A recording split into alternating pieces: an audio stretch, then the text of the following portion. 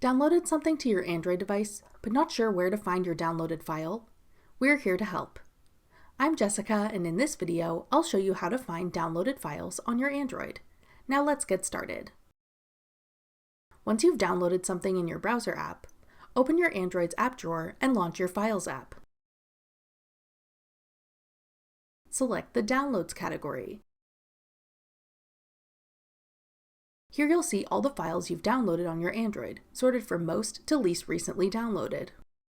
Tap a file to open it. Depending on the type of file, you may be prompted to select your preferred app to open it with.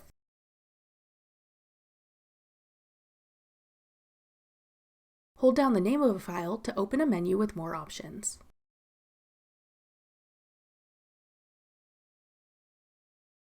That's all it takes to find your downloaded files on Android.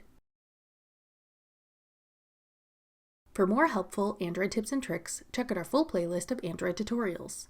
Click the playlist on your screen now to watch. Thanks for watching.